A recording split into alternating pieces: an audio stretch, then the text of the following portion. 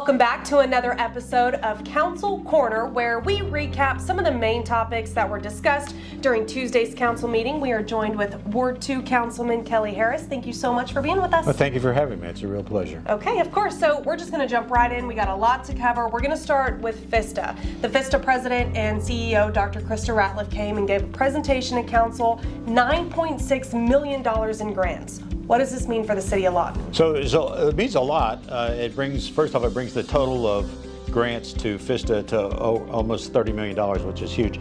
But of particular interest to Ward 2 in this grant is $2 million to put up lighting at the intersection I-44 and Rogers Lane, which joins Fort Sill, but also up and down Rogers Lane, which is unlit at this time. So it's going to increase the safety. It's also going to improve the intersection of Gore and I-44, as well as Lee Boulevard and I-44. So I'm excited for that. That's been one of the projects I've been pushing for a long time. Yeah, and aligns right with our efforts for a safe community as outlined in our True North Culture Statement. Now, also Assistant Chief Eric Carter gave a presentation over copper theft, or just a material theft problem that we're experiencing in the city. Talk to us about the decision that council made for that. So this has been a problem not only for us, but for cities all across the state and indeed across the nation. And so we're trying to address this problem by addressing the where they go to sell the material. And by doing that, we want to work with the dealers, the recycle dealers in the community. We're going to create a list of items that are just going to be forbidden from being bought. The things that are high demand for theft are air conditioning coils, catalytic converters.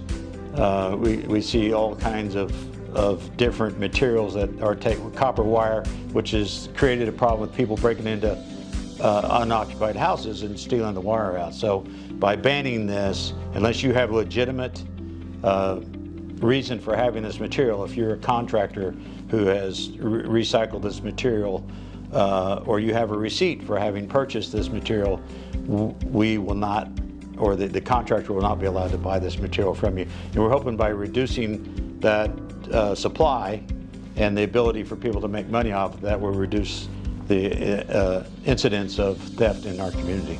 Sure, and the next question kind of still in line with cleaning up our community. Let's talk about the D&D program. Mayor wants to see the amount of D&Ds that we bring to council double. So talk to us about how that's going to happen. So this is another issue that affects Ward 2 probably disproportionately. There are a lot of owner unoccupied houses, and we're trying to make an effort to keep the properties up and keep them from having to go on the D&D. We really don't want to put houses on the D&D, but at this time throughout the community there are a lot of homes that have holes in their roof, they have siding, they have broken windows, and that just invites some of the problems we just talked about before. And so we're really working hard to deal with that issue. And if you're not going to take care of your home and it becomes a hazard to the community, or in this case dangerous and dilapidated, which is what D&D stands for, then we're going to put it on the list. We're going to review it. You will have the opportunity to come down and address the council on why you think it shouldn't be on the D&D project. But so last year we did over 100. So this year we'd like to do twice as many to try to get these areas where blight reduced, so that if you are a homeowner in this neighborhood, that you have some pride in your neighborhood and you feel like you can go home and you can be safe. Two, there aren't squatters living next door to you, and that it will improve the property values throughout the city. Sure, okay. Now I thought that the presentation on the Museum of the Great Plains was incredibly interesting. I love seeing renderings of any building that we have and just what could be. So the Museum of the Great Plains, I understand that they're facing some issues. So talk to us about what council decided to bring those, just to bring the museum up to par, and also just tell us why it's important that we make sure that we really preserve those buildings. That's a great point. And so the Museum of the Great Plains is a fantastic facility, and for some reason I hadn't been to it in 30 years, and I recently went to it, and it was actually in the middle of a rainstorm, and there must have been 100 buckets around the museum catching water. Well, water and art forms or art pieces or the collections that the museum have don't mix. The humidity doesn't mix. So there's a multitude of reasons why. Some of it is damage. The recent hailstorm damaged both the roof and the facade outside, but some of it is outdated construction. And so we're going to bring up or find $450,000 just to do an engineering study to find out what we need to do. Guernsey already did part of that and identified the problems. So this study will identify how to fix it. But the overall estimate at this point in time is almost $6 million to repair all of this and bring this museum back to the quality that it needs to be. It really is a great museum, and it's recognized all over the country as being a super museum on the artifacts that it has. And so we want to preserve those for future generations. That's why we think that's so important. And so $6 million. What was kind of the proposition made yesterday at council to get us to that number? Good question. So $6 million, we don't have that kind of money sitting around, so we're going to propose the Propel extension that we're looking at, that a portion of that money will be in the Propel extension. We will also be actively seeking grants and other options to help pay for that. But it's a vital part of our community. It's in the showplace park of the community. We have other things going to that park. The new aquatic center is going to be there. There are other things that we have designed. Of course, Holiday in the Park is there. The 2 festivals are there every year. So we absolutely want to make sure that this park is a showplace for everyone involved. And also, we recently upgraded and done a lot of work on the McMahon Auditorium. And so we need to keep matching that.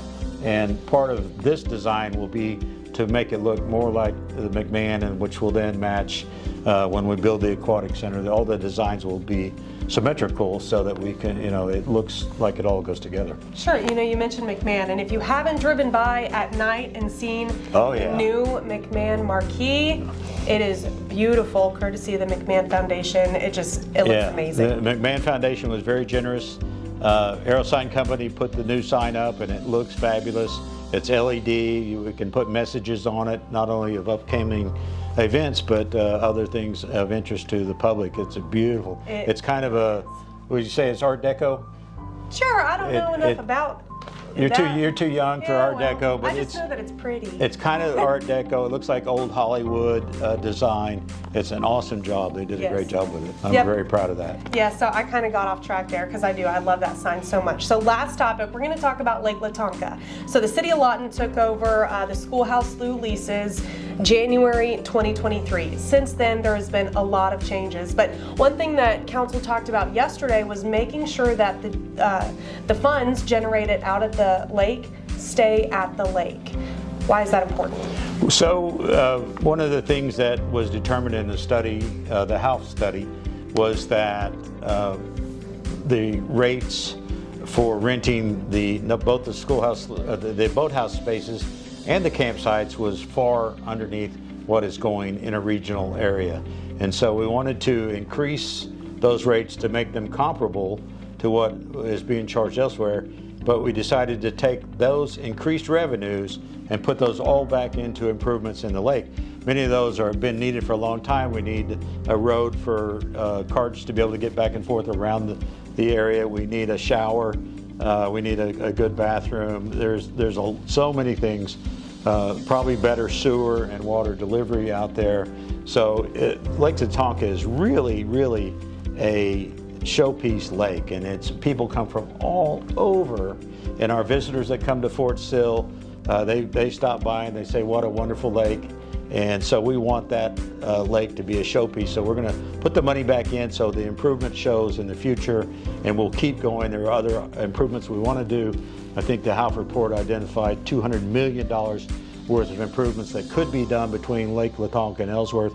We will be working, hopefully in the future, to improve Lake Ellsworth at the same time.